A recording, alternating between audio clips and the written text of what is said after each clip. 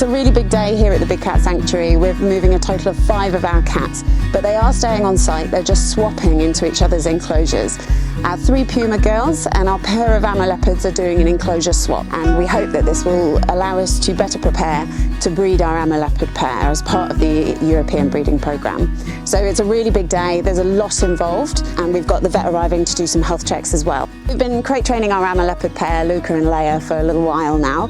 They have been going into the box, but they are also still a little bit tentative. So our original plan was that we would box them up during a crate training session, and then we'd be able to move them awake in their boxes over to the Pumas, but very quickly they cottoned on to the fact that something was different and something was up, and they actually refused to go into our crates today. So they will now also be getting the anaesthetic that the Puma girls will be getting in order to move them as well. So we're here this morning at the Big Cat Sanctuary to anaesthetise 2 Amur Leopards as part of a internal move. Now we, in order to move them, have had to anaesthetise them, and as part of that procedure to facilitate getting them safely crated and through into the new enclosure, we always take the opportunity to get as much information health-wise and from a clinical exam as we can from these cats.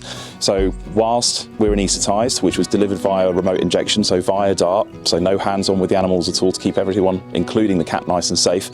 Once they're safely asleep, what we'll do is a full clinical exam, including a dental exam, because as you can imagine, getting hands-on with these cats is quite a rare opportunity.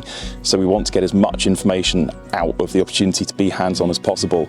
We'll get some blood samples to check their clinical parameters, so making sure that organ function is where we need it to be. So quite often in older cats, we will see things such as renal disease or potentially liver disease, and it's always better to catch these early on. Even if their blood work is completely normal, it means that we've got that baseline should we need to do any clinical assessments with those cats in the future, so we know what their baseline bloods look like.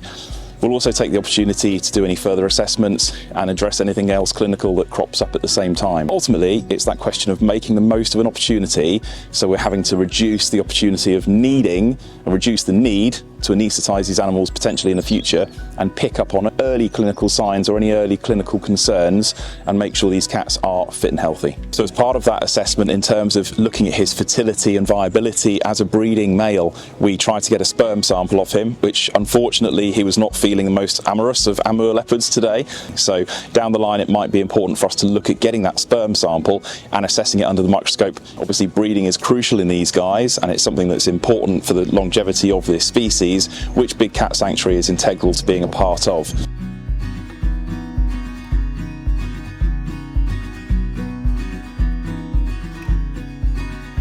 So we've now completed the anaesthetics and health assessments on both Leia and Luka, the 2 Amur Leopards here, and pleased to say that so far they've got a clean bill of health. We've managed to successfully do a full clinical exam, including having a look at teeth, eyes and everything else, head to tail. The cats are now safely loaded into transport crates, ready to be moved over to their new enclosure on the other side of the sanctuary. So once the leopards were in their boxes and transported safely up to the Puma enclosure, they could wait patiently there while we made a start with the vet checks and getting the Puma girls moved over to the leopard enclosure.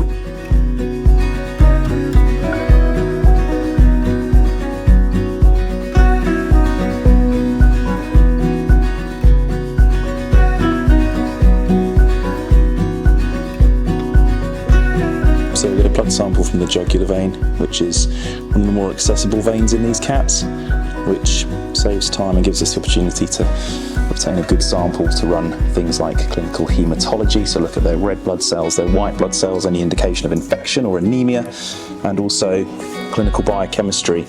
So then part of that exam is clearly looking at body condition scoring, assessing things like limbs and any joint mobility and range of motion of these joints. So with common joints that will suffer osteoarthritis in these cats is very similar to other domestic cats. So things like elbows, hips, stifles. She looks fighting fit. It's brilliant. So what we'll then do is scan microchips on these cats as well, making sure that the numbers we've got are correlating with the numbers on their files. and then we've got that running record. So if we're ever to anaesthetise these cats and then actually it doesn't read the chip, we'll know the last time that it was successfully read. So this certainly helps in terms of if you're exporting a cat, because we may be boxing a cat conscious. So it might be that we haven't got hands on with it for a while. So actually to know that the last time we were hands on with it, the chip was there, present and reading, gives us that degree of confidence. We're going to now get her transferred, so she'll go in the back of the crate, still under anaesthesia, and then we'll get her moved to the new enclosure.